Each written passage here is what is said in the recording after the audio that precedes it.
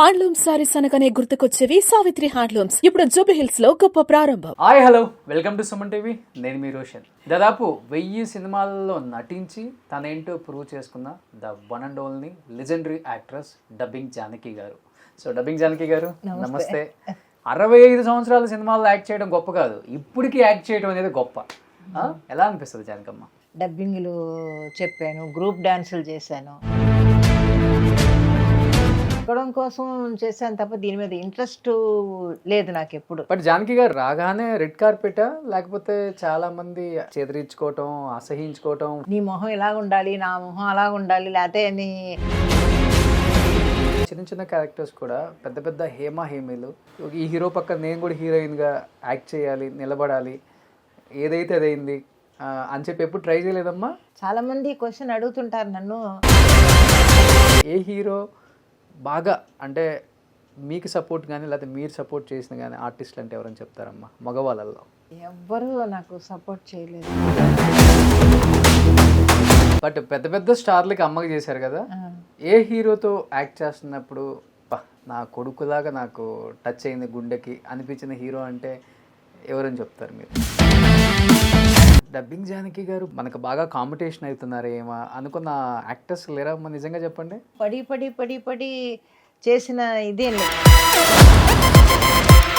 అంటే ఒక character artist 1000కి పైగా సినిమాలు చేశారంటే దానికి అర్థం మీ మంచితనమైనా కావచ్చు, ఇంకొకటి డిమాండ్ చేయకుండా ఇచ్చింది తీసుకొని చేసే మైండ్ సెట్ అయినా ఉండొచ్చు.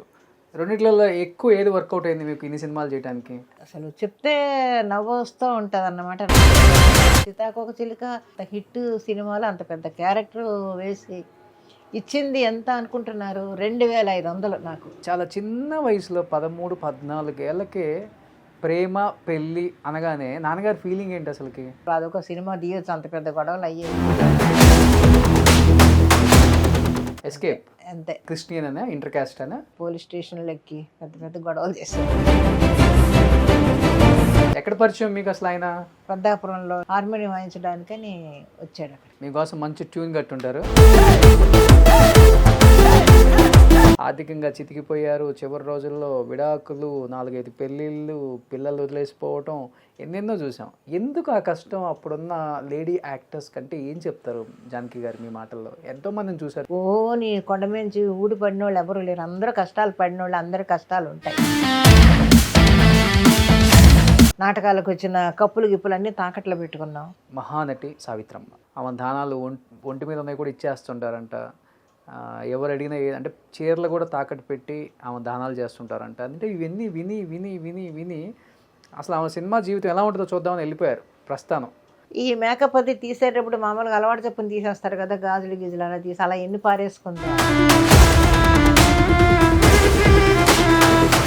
మీరు వచ్చిన మీ తర్వాత ఎన్నో సంవత్సరాల తర్వాత ఇండస్ట్రీకి వచ్చారు. ఈరోజు సౌత్ ఇండియాలో one of the richest actor పేరంటే శోభన్ బాబు గారి పేరే చెప్తారు. సగం చెన్నై అయిందే. ఒక డ్రామా వేయడం కోసం ఆయన నేను కలిపి ఒక డ్రామా వేస్తే అప్పుడు అలా రిక్షాలు ఆ పావలా కూడా ఆయనకి ఇవ్వడానికి లేదు అప్పుడు శోభన్ బాబు గారి దగ్గర. ఒక షూటింగ్లోనూ లేకపోతే ఒక ఫంక్షన్లోనూ తింటున్న అన్నం ప్లేట్ని ఒక పెద్ద హీరోయిన్ కాలుతో తన్నారు. ఎందుకనమ్మా అది? హీరోయిన్ కాదు, ఒక ఆర్టిస్ట్, క్యారెక్టర్ ఆర్టిస్ట్.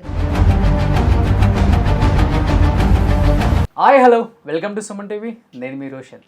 సో ఎందరో మహానుభావులు, అందరికీ మా వందనాలు. ఎందుకంటే దాదాపు 65 సంవత్సరాల క్రితం చెన్నపట్టణం నమ్ముకొని ఒక అమ్మాయి సినిమాలలో ట్రై చేద్దామని వెళ్ళి ఎటువంటి బ్యాక్గ్రౌండ్ లేకుండా దాదాపు 1000 సినిమాల్లో నటించి తనేంటో ప్రూవ్ చేసుకున్న the one and only legendary actress dubbing Janaki garu. So dubbing Janaki గారు నమస్తే. నిజంగా మీ పేరు విన్నప్పుడంతా ఒక తెలియని ఒక పులకింత. ఎందుకంటే అమ్మ క్యారెక్టర్లకి పెట్టింది పేరు డబ్బింగ్ జానకి గారు. అమ్మ అంటే ఇలానే ఉండాలి కదా, అంత సహజ నటన, క్యారెక్టర్లో ఒదిగిపోవటం, విలక్షణమైన ఒక ఎక్స్ప్రెషన్స్, అది మీకు మాత్రమే సాధ్యం. ఎలా అనిపిస్తుంది అమ్మ? అంటే ఇన్ని సంవత్సరాల జర్నీ ఎవరికి దొరకదు అసలుకి. 65 సంవత్సరాల్లో సినిమా యాక్ట్ చేయడం అంటే 65 సంవత్సరాల సినిమాల్లో యాక్ట్ చేయడం గొప్ప కాదు, ఇప్పటికీ యాక్ట్ చేయడం అనేది గొప్ప. ఎలా అనిపిస్తుంది జానకమ్మ? అప్పుడు మ్యారేజే వచ్చాను నేను, మా ఆయన ఇద్దరం కలిసే వచ్చాను చెన్నైకి. చిన్న వయసులోనే పెళ్ళయింది. ఆయన మిలిటరీలో పనిచేసేవారు. బతకాలి కాబట్టి ఎవరి మీద ఆధారపడకూడదు, అమ్మా నాన్నని ఏం అడగకూడదు. సో మన కాళ్ళ మీద మనం బతకాలి అని దాని మీద నాటకాలు, పద్మనాభం గారి నాటకాలు వేసాను, రక్త కన్నీరు నాటకాలు వేసాను, డబ్బింగ్లు చెప్పాను, గ్రూప్ డ్యాన్సులు చేశాను. బతకడానికి వీలుండే అన్ని పనులు చేశాను నేను. అందువల్ల డబ్బులు కావాలి, బతకాలి, మేము చెన్నైలో ఉండాలి, మా అమ్మ నాన్నని ఎవరిని ఒక పైసా మనం అడగకూడదు అని నేను మా ఆయన అనుకుని అలాగే బతికేవాడు. ఆయన మిలిటరీకి వెళ్తూ పోతూ వస్తూ ఉండేవారు. ఆ టైంకి వెళ్ళేసి మళ్ళీ వస్తూ ఉండేవారు. ఆ టైంలో మా అత్తగారు ఎవరో వచ్చి ఇక్కడ నాకు తోడుగా ఉండేవారు అనమాట చెన్నైలో. అది ఓకే. బతకడం కోసం చేశాను తప్ప దీని మీద ఇంట్రెస్ట్ లేదు నాకు ఎప్పుడు. ఇప్పుడు ఈ జనరేషన్లోనే ఇంట్లో ఫ్యామిలీ ఒక అమ్మాయి ఇండస్ట్రీకి వెళ్తుందంటే ఒప్పుకోవడం చాలా కష్టం. అండ్ ఆ రోజుల్లో మీ వారు దగ్గరుండి మిమ్మల్ని సపోర్ట్ చేస్తూ ఇండస్ట్రీలో నువ్వు యాక్ట్ చేయి, వచ్చిన అవకాశాన్ని వదులుకోవద్దు, కష్టపడు, అవకాశాల కోసం తిరుగు అని చెప్పడం అనేది గ్రేట్. ఆయన పేరేంటి? జాన్ బాబు. జాన్ బాబు గారు ఎక్కడున్నా గారు హ్యాట్సప్ సార్. ఎందుకు అంటే మిమ్మల్ని సిల్వర్ స్క్రీన్ మీద మా వైఫ్ని నేను ఒక మంచి స్టార్గా, ఒక మంచి యాక్ట్రెస్గా చూడాలని ఆయన కోరిక, లేకపోతే ఇది ఎవరి కోరిక కాదు, కేవలం ఒక వృత్తి అంతే. పని చేయాలి, బతకాలి అన్న దానికోసమే మేము వచ్చాం అంతే. బట్ జానకి గారు రాగానే రెడ్ కార్పెటా, లేకపోతే చాలా మంది చేదరించుకోవటం, అసహించుకోవటం, ఫోటోలు ముఖాన్ని విసిరేయటం? కార్పెట్ అనేది ఎవరికి ఉండదులేండి. ఇప్పుడు ఉండే జనరేషన్ వెనకాల ప్రొడ్యూసర్లు, హీరోలు, నాన్నలు అది ఉంటే తప్ప ఇప్పుడు రెడ్ కార్పెట్ అనేది ఎవరికి లేదు. మామూలుగా అస్సలు లేదు. ఎందుకంటే నీ మొహం ఇలా ఉండాలి, నా మొహం అలా ఉండాలి, లేకపోతే నీ ముక్కు ఇంతే ఉండాలి, నుదురు ఇంతే ఉండాలి, కొలతలతోటి వేయించేవాళ్ళు వేషాలు. అందుకని కష్టాలు పడ్డారు. ప్రతి ఒక్కళ్ళు కష్టాలు పడిన వాళ్ళే తప్ప కష్టాలు పడకుండా ఎవరో రాలేదు. మీకేం వంకలు చెప్పలేదా వచ్చిన కొత్తల్లో? ఎవరు వంకలు అంటే ఆర్టిస్ట్గా నేను ప్రూవ్ చేసుకునేదాన్ని. ఎక్కడన్నా డైలాగ్ ఇస్తే టప్పని చెప్పేసేదాన్ని. అందువల్ల నీకు నటన రాదు అని ఎవరు అనలేదు. కానీ నేను పెద్దగా ప్రయత్నాలు కూడా చేయలేదు. ఒక హీరోయిన్ అవ్వాలనో లేకపోతే ఇంకేదో అవ్వాలనో నాకు ఆశలు ఉండేవి కాదు. ఓహో ఇంకా రాలేదే మనకని ఆలోచన లేదు అసలు మాకు. నాకు బాగా గుర్తుంది భూ కైలాస్. అవును, మన జమున గారి పక్కన చెలికత్తె. అవును, చెలికత్తె. అవును. ఓకే. ఆ వాటికే టెస్ట్ మేకప్లు చేసి ఫోటోలు తీసి ఆ రోజుల్లో చిన్న క్యారెక్టర్స్. అవును, ఆ చిన్న వేషాలకి చాలా టెస్టులు చేసేవాళ్ళు, మేకప్లు చేసేవాళ్ళు, ఫోటోలు తీసేవాళ్ళు.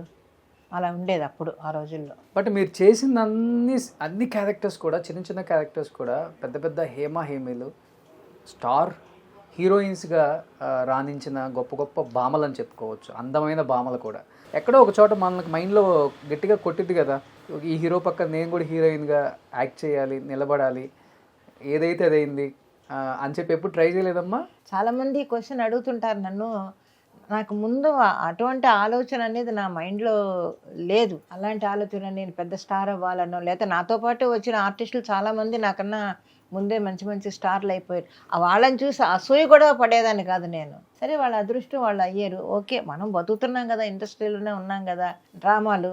సినిమాలు లేవా, డ్రామాలు వేసుకునేదాన్ని. హ్యాపీగా డ్రామాలు వేసుకుంటే అందులో అదొక సంతోషం ఉండేది. ఆ ప్రైజులు వచ్చినప్పుడు ఆ ప్రైజులు చూసుకుంటూ, అవన్నీ బెస్ట్ యాక్ట్రెస్ ప్రైజ్ వచ్చినప్పుడు చూసుకున్నప్పుడు అదొక సంతోషం. అంతే తప్ప ఎప్పుడూ కూడా అయ్యో వాళ్ళు పైకి వెళ్ళిపోతున్నారే, నేను కూడా ఒక హీరోయిన్ అవ్వాలి అనే ఆలోచన ఉండేది కాదు నాకు. బట్ మీరు అన్నారు నా తర్వాత వచ్చిన వాళ్ళు కూడా స్టార్ హీరోయిన్స్గా ఎదిగారు అని. అవును. మీ తర్వాత వచ్చిన వాళ్ళు ఎవరమ్మా? వాణిశ్రీ గారు. వాణిశ్రీ గారు వచ్చారు, శారద గారు వచ్చారు, రాజశ్రీ అని ఆ అమ్మాయి అప్పుడు దాంట్లో కూడా వేసింది. మన పుట్టుమచ్చ ఉంటుంది. ఎవరు? రాజశ్రీ గారు. ఆవిడ కాదు, హీరోయిన్ రాజశ్రీ. అదే ఆ రాజశ్రీ గారు. అప్పుడు చాలా సినిమాలు చేశారు కదా ఆవిడ. రాజశ్రీ గారితో చేశారు, మన నాగేశ్వరరావు గారితో అందరితోటి చేశారు, అందరితోటి చేశారు ఆవిడ. మేమందరం కూడా అప్పుడు ఏవిఎంలోనే చేసాం. వాళ్ళందరూ మీ తర్వాత వచ్చిన వాళ్ళే? మా తర్వాత వచ్చిన వాళ్ళే. ఎవరిని చూసినప్పుడు అనిపించింది మీకు ఈ అమ్మాయి పెద్ద స్టార్ హీరోయిన్గా ఎదుగుతుంది? ఎందుకంటే ఒక అందం ఒక్కటే ఇంపార్టెంట్ కాదు ఆ రోజుల్లో, అన్నీ కూడా తన హావభావాలు, తన చీర కట్టు, తన కొప్పు, తన వేసుకునే జ్యువెలరీ, ఇవన్నీ కూడా చాలా ఇంపార్టెంట్ అప్పుడు ఆకట్టుకోవడానికి ఆడియన్స్ని, సినిమా వాళ్ళని. మీకు ఎవరిని చూసినప్పుడు అనిపించింది ఆ రోజుల్లో? అంటే వాణిశ్రీ గారి గురించి చెప్తూ ఉంటారు, ఆ రోజుల్లో ఆమె కొప్పు అంతా బాగా ఫేమస్ కదా, అది చూసి ఫాలో అయ్యేవాళ్ళు కూడా. ఏమో నాకేం పెద్దగా ఎప్పుడు అప్పట్లో ఆవిడ కూడా పెద్ద వేషాలు వేసినట్టు నాకు అనిపించలేదు. మామూలుగా మాతో పాటు ఏదో చిన్న చిన్న వేషాలు వేసుకుంటూ కామెడీ క్యారెక్టర్స్ వేసుకుంటూ కమెడియన్గానే ముందు స్టార్ట్ అయింది కదా ఆవిడ కెరియర్ కూడా. ఆ తర్వాతే మంచి వేషాలు పడ్డాయి. ఆవిడ ఒక పెద్ద హీరోయిన్ అయ్యింది. ఎప్పుడైనా కూడా అందరూ కూడా ఎక్కడానికి కనిపిస్తే హలో అంటే హలో అనుకుంటాను తప్ప ఎక్కువ ఇలా ఉండాలి అలా ఉండాలి ఈవిడ అవుతుందని ఆలోచించలేదు. అసలు ఆలోచన రాదు నాకు అసలు. ఈ అమ్మాయి బాగుందా, ఓకే బాగుందా అనుకుంటాను అంతే మనసులో. అది చూస్తాను, ఈ అమ్మాయి బాగుంది, చక్కగా ఉంది. ఇప్పటికి కూడా ఎవరన్నా నా పక్కనే సెట్లో బాగా యాక్ట్ చేస్తే అబ్బాయి ఎంత బాగా చేశాడు, అబ్బాయి ఎంత బాగా చేసింది ఈ అమ్మాయి అనుకుంటాను నేను. ఇప్పుడు ఈ రోజు కూడా నా పక్కన ఎవరైనా బాగా యాక్ట్ చేస్తే చాలా బాగా చేసింది ఈ అమ్మాయి, బాగా చెప్పిన డైలాగ్ అని మనసులో అనుకుంటాను. అది నాకు అలవాటు. అది మీరు ఎంతమంది హీరోలను చూసుంటారు? ఇనిషియల్గా వాళ్ళు చిన్న చిన్న క్యారెక్టర్లు చేసుకొని ఈరోజు స్టార్ హీరోలుగా ఎదిగిన హీరోస్ని చాలామందిని చూసుంటారు మీ కళ్ళ ముందే. ఏ హీరో బాగా అంటే మీకు సపోర్ట్ కానీ లేకపోతే మీరు సపోర్ట్ చేసిన కానీ ఆర్టిస్టులు అంటే ఎవరని చెప్తారమ్మా మగవాళ్ళల్లో? లేదండి, ఎవ్వరూ నాకు సపోర్ట్ చేయలేదు. ఎవరిని ఎప్పుడూ నేను ఏమీ అడగలేదు, ఎవరూ నాకు సపోర్ట్ చేయలేదు. అంటే ఎక్కువ నేను అంత క్లోజ్గా మూవ్ అవ్వను. ఎక్కువ నేను వచ్చింది కూడా డైరెక్టర్స్ మూలంగానే ఎక్కువ వచ్చాను నేను. జంధ్యాల గారు ఆయన ప్రతి సినిమాల్లోనే వేషం ఇచ్చేవారు, విశ్వనాథ్ గారు ఇచ్చేవారు. అలాగా ఇప్పుడు వేజళ్ళ గారు ఇచ్చారు, ఈరంకి శర్మ గారు ఇచ్చారు. హీరోల కన్నా నాకు డైరెక్టర్స్ ఎక్కువ సపోర్ట్ చేసి వాళ్ళ ద్వారానే నేను ఎక్కువ వేషాలు వేశాను. ఎన్ని కె విశ్వనాథ్ గారు అన్ని పిక్చర్స్లో? అవును, 18 సినిమాలు చేశాను ఆయన కె విశ్వనాథ్ గారి డైరెక్షన్. అసలు అమ్మ అంటే ఇలా ఉండాలి అని అసలు మిమ్మల్ని స్క్రీన్ మీద అసలు వేరేలా చూపిస్తారు. అవునండి. అన్న మాకు జానకి గారు అంటే గుర్తొచ్చారు, ఒక పాత చీర, గ్లిజరిన్ బాటిల్. అంతేనండి, మాసిపోయిన చీర, గ్లిజరిన్ బాటిల్. గ్లిజరిన్ పెట్టుకోకుండా ఏడుపు వచ్చేస్తా, లేకపోతే గ్లిజరిన్ పెట్టుకోవాల్సి ఫీల్ అయితే ఎవరికైనా సరే, నాకది మీకది ఎవరికన్నా అది మనం ఫీల్ అయ్యి చేస్తే డెఫినెట్గా కళ్ళంట నీళ్ళు వచ్చేస్తాయి. బట్ పెద్ద పెద్ద స్టార్లకి అమ్మకి చేశారు కదా, ఏ హీరోతో యాక్ట్ చేస్తున్నప్పుడు నా కొడుకులాగా నాకు టచ్ అయింది గుండెకి అనిపించిన హీరో అంటే ఎవరని చెప్తారు మీరు? కమల్ హాసన్ చెప్తాను నేను. ఎందుకంటే ఆయనతో చేయడం కానీ, ఆయనతో 5 సినిమాలు ఎన్నో చేశాను నేను. 5 సినిమాల్లోనూ డిఫరెంట్ క్యారెక్టర్స్.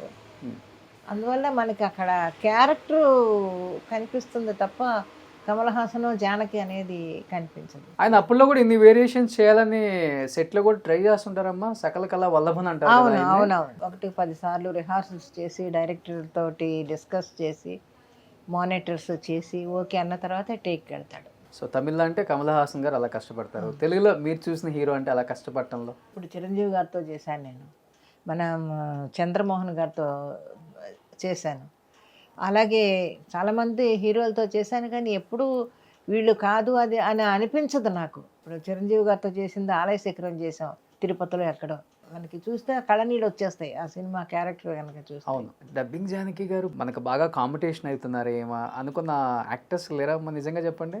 ఏమోండి, తెలియదండి నాకు, అసలు తెలియదు నాకు. ఇంకొకళ్ళ గురించి నేను అలాగ ఆలోచించిన, నా గురించి మరి ఎవరన్నా ఆలోచించారేమో కూడా నాకు తెలియదు. ఎందుకంటే అంత పడి చేసిన ఇదేం లేదు. ఎందుకంటే ఒక తెలుగే కాదు కదా, నేను తమిళ్ చేశాను, కన్నడ చేశాను.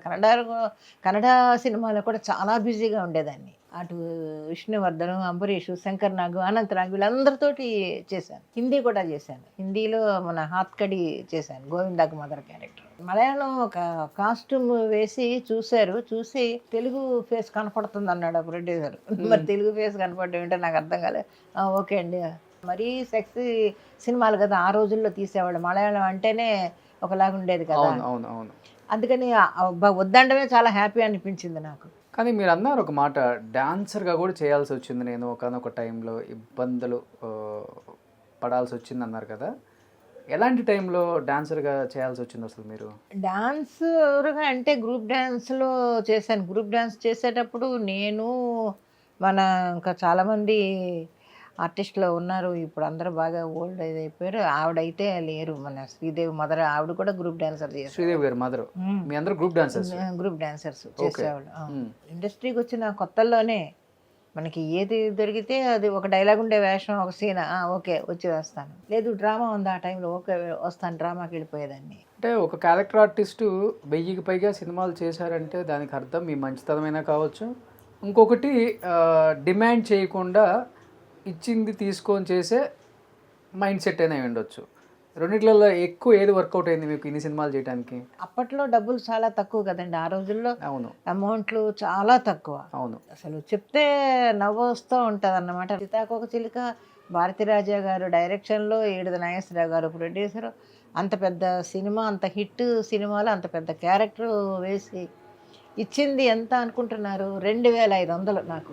ఏంటమ్మా అవును, 2500? 2500 అండి. అప్పటికి చాలా పెద్ద యాక్ట్రెస్ మీరు. అవును, అలాగే ఉండేది. మరి సప్తపది అంత పెద్ద క్యారెక్టర్ 3000 ఇచ్చారు నాకు బుచ్చిరెడ్డి గారు. ఈ రోజు మీరు రోజుకు ₹1,00,000 తీసుకుంటున్నా పెద్ద గొప్ప కాదు మనకి. ఆ రోజులు అవే చాలా గొప్పగా ఉండేదన్నమాట. మీ హైయెస్ట్ రెమ్యునరేషన్ అంటే ఏమని చెప్తారు మరి? హైయెస్ట్ అంటే ఇప్పుడు ఇప్పుడు కాదు, సినిమాలలో ఇప్పటి వరకు చేస్తానే ఉన్నారు కదా. మొన్న అవును, పెద్ద పెద్ద యాక్టర్స్ తో చేశారు, పెద్ద పెద్ద స్టార్లతో చేశారు, పెద్ద అమ్మ క్యారెక్టర్లు. అవును, హైయెస్ట్ అని ఏం చెప్పుకోవడానికి ఏం లేవు. నార్మల్ గా ఉంటాయి. ఎంత అంటే అంత 1,00,000 ఉంటుందా? డెఫినెట్ గా ఉంటుంది. ఇప్పుడు అది ఈ జనరేషన్, ఈ రోజు కూలీలు వచ్చాక ఇప్పట్లో రెమ్యునరేషన్ చాలా తక్కువ. సినిమాకి ఇంతనే మాట్లాడేవాళ్ళు. అది ఇంక 10 రోజులు ఉండదు, 20 రోజులు, నెలల తరబడి జరిగినా కూడా అంతే. ఏంటి అంత సూపర్ డూపర్ హిట్ సినిమాలకు 2000 రెమ్యునరేషన్, 2500 రెమ్యునరేషన్? అవును. Oh my God. చెప్పుకోరు ఎవరును ఆ రోజుల్లో అంత తీసుకున్నాం అనేది. నేను చెప్తున్నా, మన తప్పే ఉంది ఇందులో. తప్పే ఉంది, ఇచ్చింది చెప్పారు అంతే. కుటుంబ సభ్యులు ఎంతమంది? ఎందుకంటే ఈ అమౌంట్లు చూసి ముందు అసలుకి లేదులేండి, వాళ్ళు ఎవరు ఉండేది నేను, మా ఆయన, మా పిల్లలు ఉండేవాళ్ళం అంతే. అసలు మీ తోడబుట్టిన వాళ్ళు ఎంతమంది ఉన్నారు? చాలా మంది, మొత్తం 14 మంది అనుకుంటాను. అనుకుంటున్నాను. అవును, ఎందుకంటే లేదండి అందరూ చనిపోయారు. నేనే 9వ దాన్ని అనుకుంటా. 14 మంది మీరు? మరి ఆ రోజుల్లో పిల్లలు ఎంతమంది అనుకుంటున్నారు? ఒక్కొక్కళ్ళకి మాకు ఎంతమంది పిల్లలు అని అడిగేవాళ్ళు, ఎంతమంది డబ్బు అని అడిగేవాళ్ళు కాదు. మీకు ఎంతమంది పిల్లలు అని అడిగేవాళ్ళు. ఆ రోజుల్లో ఎంతమంది పిల్లలు ఉంటే అంత గొప్ప. మా ఇళ్లలో నాకు తెలిసి మా ఇంట్లో ఒక 14 మంది, మా తాతగారి ఇంట్లో వాళ్ళు ఒక 12 మందో 13 మందో. ఎవరినన్నా మీరు ఆ రోజుల్లో ఆర్టిస్టులను కనుక్కోండి, మేము 10 మందిమో లేకపోతే 9 మందిమో 20 మందిమో అలా అంటారు తప్ప ఒకళ్ళు ఇద్దరని చెప్పరు. ఎవరు చెప్పరు. ఆ రోజుల్లో ఆర్టిస్టులు మీరు ఎవరు అడిగినా కూడా మేము ఇంతమంది ఉన్నాం అని చెప్తారు. అప్పుడు ఆ రోజుల్లో అంత అది గొప్ప అనమాట. ఎంతమంది పిల్లల కంటే అంత గొప్ప, అదే పెద్ద ఆస్తి. ఈ దీనివల్ల ఈజీ డెలివరీ కదండి. అప్పట్లో హాస్పిటల్స్ వాటికి వెళ్ళేవాళ్ళు కాదు కదా, ఇంట్లోనే డెలివరీ అయిపోయేది. ఇంట్లోనే మంత్రస్థానం వచ్చి డెలివరీ చేసేది. ఎంతమంది ఆడవాళ్ళు, ఎంతమంది మగవాళ్ళు మీరు గుర్తులేదా? నిజంగా గుర్తులేదు. అయితే మిగిలిన వాళ్ళు ఎవరు అంటే మా అన్నయ్య కూడా లేరు. మా అన్నయ్య కూడా చనిపోయారు. ఇంకా ఉన్నవాళ్ళు 4 ఆడపిల్లలు ఉన్నాం అంతే. రాజమండ్రిలో ఒక చెల్లి ఉంది, వైజాగ్లో చెల్లి ఉంది, నేను చెన్నైలో ఇంకో చెల్లి, అంతే 4. సరే, ఆడవాళ్ళంటే గుర్తుండాలి, మగవాళ్ళంటే గుర్తుంటారు కదా. 4 మగవాళ్ళు. నేను చెప్తున్నాను కదా, నేను 9వ దాన్ని, మా అన్నయ్య 8, మా అన్నయ్య తర్వాత నేను. అంత ముందు పుట్టిన వాళ్ళందరూ చనిపోయారు. ఇప్పుడు మా నాన్నమ్మ కాశీ అంతా వెళ్ళి ఏదో పూజ చేయించుకొని అది చేయించుకొని వీడు బతికితే చాలు అనుకున్నట్టుగా అప్పుడు మా అన్నయ్య బతికాడు. ఇంక అప్పటి నుంచి మీరు అన్నట్లుగానే ఇప్పుడు ఒకళ్ళు ఇద్దరిని పోషించడానికే అటుపక్క ఏమో మీకు ఇప్పుడు ఇప్పుడు ఇప్పుడు ఉన్న ఖర్చులు తెలుసా అని ఒకడు అంటాడు. అవును, ఇప్పుడు ఒకటి పెంచడం ఎక్కువ అని ఒకడు అంటారు. అవును, అలాంటిది 14 మందిని నాన్నగారు పెంచి పోషించారు అంటే నాన్నగారు ఏం పని చేసేవాళ్ళు? నేత పని, బట్టల వ్యాపారం, నేతలై నేయించేవారు. ఆర్థికంగా కూడా బాగానే మంచి కుటుంబం, బాగానే ఉండేది. కానీ వీళ్ళందరూ ఎవరు లేరు. నేను చెప్పేది ఏంటంటే 7 పోయిన తర్వాత 8వ వాడు మా అన్నయ్య, 9వ దాన్ని నేను. ఇంకెక్కడి నుంచి జనరేషన్ ఉన్నారు తప్ప వాళ్ళు ఎవరు బతకలేరు. అప్పట్లో పిల్లలు అందరూ ఎంతమంది ఉన్నారంటే ఇంతమందే ఉండేవాళ్ళు. 10 మందికి తక్కువ ఏ ఇంట్లోనూ ఉండేవాళ్ళు కాదు. ఫంక్షన్ జరిగితే మీ ఫ్యామిలీ సరిపోతుంది. అవును, మీరే 100 మంది అవుతారు. మీరెంత మంది అన్నారు? నేనెంత 3. మరి మీరెందుకు 3తో సరిపెట్టుకున్నారు? వద్దులేండి, మేము ఇంకెక్కడ పనులు చూసుకోవాలా, ఇంక పిల్లల్ని కంటూ కూర్చోవాలి. 2 అబ్బాయిలు 1 అమ్మాయి. ఎవరైనా వచ్చారా ఇండస్ట్రీకి? మా లక్ష్మి ఒకరితే డబ్బింగ్ చెప్తూ ఉంటుంది, డబ్బింగ్ ఆర్టిస్ట్. చెన్నైలో ఉంటారు. నేను మాట్లాడాను ఒకసారి. వాడు మా పెద్ద అబ్బాయి మ్యూజిక్ అని తిరిగాడు కానీ వాడు షైన్ అవ్వలేదు. ఇప్పుడు అక్కడ చెన్నైలోనే ఉంటున్నాడు. మా చిన్నోడు హార్డ్వేర్ ఇంజనీర్గా వర్క్ చేసుకుంటున్నాడు. జానకి గారు అంటే పెద్ద కుటుంబం, నాన్న కూడా ఆర్థికంగా బాగా ఉన్నవాళ్ళే, ఏదో కష్టపడి ఏదో పోషించిన కుటుంబం కూడా కాదు, ఉన్న కుటుంబం. విలువలు ఇవన్నీ ఎక్కువ, ఆప్యాయతలు ప్రేమలు ఎక్కువ ఉంటాయి. అప్పటికి మీరు సినిమా ఇండస్ట్రీకి కూడా రాలేదు. అంటే చాలా చిన్న వయసులో 13-14 ఏళ్ళకే ప్రేమ పెళ్ళి అనగానే నాన్నగారి ఫీలింగ్ ఏంటి అసలుకి? ఇంట్లో అమ్మాయి ఎవరినో లవ్ చేస్తుంది, పెళ్లి చేసుకుంటుంది అంటే సహజంగా వస్తాయి కదా గొడవలు. పెద్ద పెద్ద గొడవలు అయ్యాయి, చాలా పెద్ద గొడవలు. అదొక సినిమా తీయొచ్చు, అంత పెద్ద గొడవలు అయ్యాయి. చివరికి ఒకటే నిర్ణయించుకొని మా ఆయన చేపట్టుకొని నేను చెన్నై వచ్చేసాను. ఎస్కేప్. అంతే, ఇద్దరం కలిసి చెన్నై వచ్చేసాం. చెన్నై వచ్చి ఇక్కడ కాపురం పెట్టుకున్నాం. అక్కడ అమింజకర్లో వాళ్ళ మేనత్త ఎవరో ఉన్నారు, వాళ్ళ ఇంటికి తీసుకొని వెళితే వాళ్ళ ఇంట్లోనే కొన్నాళ్ళు ఉండి ఇంకా అక్కడి నుంచి కొంచెం నిలదొక్కున్నాక ఒక చిన్న రూమ్ తీసుకొని ఆ రూమ్లో కాపురం పెట్టుకున్నాం. అంటే నాన్నగారి కోపం ఎక్కడ? ఆయన క్రిస్టియన్ అనే, ఇంటర్ క్యాస్ట్ అనే? చాలా పెద్ద గొడవలు అయ్యి పోలీసులు పోలీస్ స్టేషన్లు ఎక్కి పెద్ద పెద్ద గొడవలు చేశారు. ఒక సినిమా తీయొచ్చు అయితే. సినిమా తీయొచ్చు. అలా జరిగింది. ఆ గొడవలన్నీ జరిగి అంతా సర్దమడిగిన తర్వాత చివరికి ఏంటంటే మళ్ళీ మా ఆయనకి మా నాన్నకి ఎంతో ప్రియమైన అల్లుడు అయిపోయాడు. బాగా క్లైమాక్స్ అంతే అవుతుంది. బాగా చూసుకోవడం ఆయన్ని. ఎక్కడ పరిచయం మీకు అసలు ఆయన? అక్కడ పెద్దాపురంలో ఏదో డ్రామాకి వెళ్ళాను. ఆయన సెలవు మీద వచ్చాడు, మిలిటరీ నుంచి సెలవు మీద వచ్చి, ఆయన హార్మోనిస్టు, హార్మోనియం వాయించడానికని వచ్చాడు అక్కడికి. అక్కడ పరిచయం. మీకోసం మంచి ట్యూన్ కట్టుంటారు. ఏమో తలరాతను ఎవరు మార్చలేరు కదా. కాదు, తలరాతను ఎవరు మార్చలేరు కదా. ఏమో. సో ఫస్ట్ మీరే ప్రపోజ్ చేశారు అయితే? ఏమో ఎవరు ప్రపోజ్ చేశారు, ఆ ప్రపోజ్ అనే పదమే నాకు తెలియదు. ప్రేమ అనే పదం ఒకటి అంతే. బట్ మంచివారమ్మా, ఇప్పుడు కష్టపెట్టకుండా. ఎందుకంటే ఇండస్ట్రీని అర్థం చేసుకోవడం చాలా కష్టం. టైమింగ్స్ ఉండవు మీకు. షిఫ్ట్ వెళ్తూనే ఉండాలి. ఒక షూటింగ్ తర్వాత ఒక షూటింగ్ ఎన్ని డైలీ మీరు ఒక 5-6 షూట్లను చేసి ఉంటారు కదా. లొకేషన్స్ మారుతూ 7 to 1, 2 to 9, అవును, 6 to 2. కష్టమే, డే అండ్ నైట్ కష్టపడేవాళ్ళం ఆ రోజుల్లో. అవును, బట్ అవన్నీ అర్థం చేసుకోవాలి. భర్త అనే వ్యక్తి కూడా కదా, అది ఇంపార్టెంట్ చాలా. అండ్ దట్టు ఇండస్ట్రీలో ఎక్కువ మిస్అండర్స్టాండింగ్స్ ఉంటాయి ఫ్యామిలీలలో. ఇక్కడే గొడవలు వచ్చేది, విడాకులు కూడా అయ్యేది కూడా. బట్ అది అర్థం చేసుకున్నారంటే ఆయన మంచితనం ఏంటి అర్థం అవుతుంది కూడా. ఏం చెప్తారు ఒక మాటలో మీ వారి గురించి? ఏం చెప్పడానికి ఏం లేదు. ఒక మంచి మనిషి అంతే. మనుషుల్ని అర్థం చేసుకుని ప్రేమించే ఒక మనిషి, అంతకుమించి చెప్పలేను. ఎందుకంటే ఇంటికి ఎవరు వచ్చినా భోజనం చేసి వెళ్ళండి అని అంటాడు ఆయన. లేని వాళ్ళకి సహాయం చేస్తాడు. ఇంట్లో వస్తువులు తాకట్టు పెట్టి హెల్ప్ చేసిన రోజులు చాలా ఉన్నాయి. అవునా? మరి ఓకే, అలాంటివన్నీ చాలా చేశాడు మా ఆయన. అంత ఎర్లీగా చనిపోవడానికి ఏంటమ్మా రీజన్? షుగర్ అనుకుంటాను. షుగరు దీనివల్ల వచ్చింది, డయాబెటిక్. బట్ మీ సక్సెస్ని చూశారు కదా ఆయన? చూశారు. ఏ సినిమాలు ఇష్టం సార్కి బాగా మీవి? ఎప్పుడు దాని గురించి డిస్కస్ చేయలేదు మేము. ఏ సినిమా అంటే ప్రతి సినిమా చూసేవారు ఆయన. ఎవరైనా ఫ్రీ చేస్తే పరుగులు పెట్టడం, వెళ్ళి చూడడం అంతే. అది తెలుగు సినిమాలు చెన్నైలో చాలా కష్టం, వచ్చేవి కాదు కదా, రావు. అవును. సో లావాదేవీలంతా ఆయనే చూసుకుని ఇంట్లో ఉండేటప్పుడు పిల్లల్ని చూసుకోవడం. మరి నేను షూటింగ్ వెళ్తే వాళ్ళకి పిల్లల్ని రెడీ చేసి గబగబా స్కూల్కి పంపించడం అవన్నీ చాలా హెల్ప్గా ఉండేవాడు ఆయన. సో పెళ్ళయ్యాక ఆర్మీ వదిలేసి వచ్చేసారు? ఇంకా వదిలేయలేదు. అది ఏదో సమ్ యాక్సిడెంట్ ఏదో అయ్యింది, బ్యాక్ బోన్ దగ్గర ఏదో చిన్న ఇది అయింది. అయిన తర్వాత అప్పుడు కూడా పిలిచేవాళ్ళు, సంవత్సరానికి ఒకసారి పిలిచేవాళ్ళు. వెళ్ళి ఒక 2 నెలలు 3 చైనా వార్ టైంలో ఆయన అక్కడే ఉన్నాడు. అప్పుడు ఏం చేయాలి, ఇలాగ వెళుతుంటే నేను ఇక్కడ ఒకదాన్ని పిల్లల్ని పెట్టుకోనని నేను ఆలోచించి ఏం చేయాలని అనుకునేటప్పుడు మన పుండరీకాక్షయ్య గారు ఉండేవారు కదా, ప్రొడ్యూసర్ గారు. ఆయనతో చెప్పాను, సార్ ఇలాగ అంటే సరే ఉండమ్మా అని చెప్పేసి ఆయన మళ్ళీ లీవ్లో వచ్చిన తర్వాత డాక్టర్ని పిలిచి వివరాలన్నీ కనుక్కొని ఆయన డాక్టర్ తోటి మిలిటరీకి అన్ఫిట్ అని ఒక సర్టిఫికేట్ పుట్టించేసి పంపించారు అక్కడికి.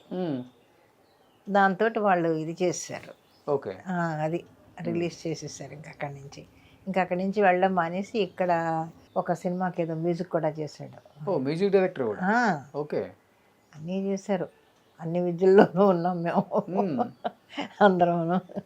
కానీ పెళ్ళైన దగ్గర నుంచి, అంటే పెళ్ళి కాకముందు కూడా మిమ్మల్ని చెన్నై తీసుకెళ్ళి మీ కష్టాల్లో పాలు పంచుకొని మిమ్మల్ని సపోర్ట్ చేస్తూ ఇంత ధైర్యం తీసుకొచ్చి, ఒక మహిళ ఇండస్ట్రీలో కొంచెం తేడా వచ్చినా కానీ మొత్తం తిరగబడుతుంది జీవితం అంతా. అలాంటిది మీరు ఎలా బ్యాలెన్స్ చేసుకుంటూ వచ్చారో మీ జీవితాన్ని ఒకసారి చూస్తే అర్థమవుతుంది. గ్రేట్. అది ఎవరికి దక్కదా భాగ్యం. ఆడవాళ్ళని చాలామందిని చూసాం కదా మనం, మీ టైంలో చేసిన వాళ్ళని. ఆర్థికంగా చితికిపోయారు. చివరి రోజుల్లో విడాకులు, 4-5 పెళ్ళిళ్ళు, పిల్లలు వదిలేసిపోవటం ఎన్నెన్నో చూసాం. ఎందుకు ఆ కష్టం అప్పుడున్న లేడీ యాక్టర్స్ కంటే ఏం చెప్తారు జానకి గారు మీ మాటల్లో? ఎంతో మందిని చూసారు మీ ఏమీ కళ్ళతో. లేదండి, నేను ఒకటే చెప్తాను, మనిషికి సహనం అనేది ఉండాలి మెయిన్. ఆ సహనం లేకపోతే ఎవరు ఏం చేయలేరు. ఆ సహనంలోనే మనం ఒక నెమ్మది ఇదిగా ఉంటే హ్యాపీగా గడిచిపోద్ది. వస్తాయి కష్టాలు అనేవి అందరికీ వస్తాయి. ఎవ్వరు నీ కొండ మించి ఊడిపడిన వాళ్ళు ఎవరు లేరు. అందరూ కష్టాలు పడిన వాళ్ళు, అందరి కష్టాలు ఉంటాయి. వాటిల్ని తట్టుకొని ఇది నా ఇల్లు, నా సంసారం, నా పిల్లలు అని మనం నిలబడగలిగితే డెఫినెట్గా వాళ్ళు సక్సెస్ అవుతారు. దానికి ఉదాహరణ నేనేం చెప్పచ్చు. అవును, ఎందుకంటే డబ్బులు లేనప్పుడు బాధపడలేదు, ఉన్నప్పుడు సంతోషపడలేదు. నీకు 10 రూపాయలు వచ్చిందా, 10 రూపాయలు ఖర్చు పెట్టుకున్నాను. 20 రూపాయలు వస్తే 20 రూపాయలు ఖర్చు పెట్టుకున్నాను. అందువల్ల మనిషికి అనేది తృప్తి అనేది ఉండాలి ముందు. అయ్యో నాకు కోట్లు రాలేదని ఆలోచించలేదు. ఎప్పుడు ఆలోచన కూడా రాదు నాకు. ఆలోచన ఎక్కువ ఉండేది అప్పుడు పాత వాళ్ళకి, కొంచెం అంటే ఉన్నప్పుడు పెద్దగా అయిపోవాలి ఉండొచ్చు మరి. అలాంటి ఆలోచన కూడా ఎప్పుడు రాలేదు నాకు. ఆలోచించను నేను అలాగా. ఎందుకంటే లేనప్పుడు గంజినీళ్ళు తాగేది మనమే, ఉన్నప్పుడు పరమాన్నం తినేది కూడా మనం. అవును. మీరు గంజినీళ్ళు తాగలేదా? ఎందుకు తాగలేదు? అదే పడ్డాం కదా, నానా కష్టాలు పడ్డాం. మెళ్ళ పుస్తుల తాడు సైతం అమ్ముకున్నాం. నాటకాలకు వచ్చిన కప్పులు గిప్పులు అన్నీ తాకట్లో పెట్టుకున్నాం. అవునా? మరి అప్పట్లో వెండి కప్పులు కదా, ఇప్పుడంటే చెక్కలు ఇస్తున్నారు తప్ప ఆ రోజుల్లో వెండే కదా ఇచ్చేవాళ్ళు. ప్యూర్ ఉంటుంది, ప్యూర్ వెండి. అవును. మరి అవన్నీ అమ్ముకొని తాకట్లు పెట్టుకొని మరి బతికాం, మరి పిల్లల్ని పెంచుకోవడానికి అలా జీవించాం. కాబట్టి ఈరోజు ఇలాగా ఉన్నా కూడా ఓహోని లగ్జరీగా మేము వెళ్ళలేకపోతున్నాం. రూపాయి విలువ తెలుసు. మా పిల్లలు బాగున్నారు, మా పిల్లల కన్నా వాళ్ళ పిల్లలు ఇంకా బాగున్నారు. ఇప్పుడు హ్యాపీ, అందరూ చక్కగా జాబులు చేసుకుంటున్నారు, ఎవ్వరికి ఏ లోటు లేదు, హ్యాపీగా ఉన్నారు. సో మనవరాళ్ళంతా జాబులు చేసుకుంటున్నారు. ఎవరికి ఇంట్రెస్ట్ ఏంటి ఇష్టం లేదు.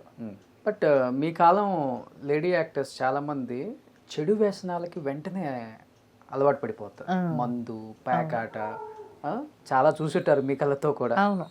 ఇప్పుడు ఆ ఊబిలోకి మిమ్మల్ని లాగాలని కానీ ఒక గిరి గీసుకొని ఆ గిరిలోనే ఉండేదాన్ని నేను. షూటింగ్కి వెళ్ళానా, అయిపోయిందా, ఇంటికి వచ్చానా, అంతే. నా ఇల్లు, నా సంసారం, నా పిల్లలు, అది దాటి ఆ వాకిట్లో కూడా వెళ్ళేదాన్ని కాదు నేను. వేరే వాళ్ళ ఇంటికి కూడా వెళ్ళరు? ఎవరింటికి వెళ్ళను. సావిత్రమ్మ గాని ఎవరింటికి అస్సలు. ఎక్కడైనా సెట్లో కనిపించి హలో అంటే హలో అని పలకరించడం, అంతవరకే తప్ప ఎవరి ఇళ్ళకి వెళ్ళను, ఎవరితోటి ఎక్కువ మాట్లాడను, అనవసర విషయాలు అస్సలు మాట్లాడను. మనం ఎంత జాగ్రత్తగా ఉన్నా కానీ ఉంటారు కదా. ఉంటారు, ఎందుకుంటారు, బట్ ఎంకరేజ్ చేయరు. ఎవరిని అసలు దరిదాపులకి రాలేము. మామూలుగా ఉన్నామా, ఓకే, వచ్చి పలకరించారా, కూర్చున్నారా, మాట్లాడారా, అంతవరకు ఓకే.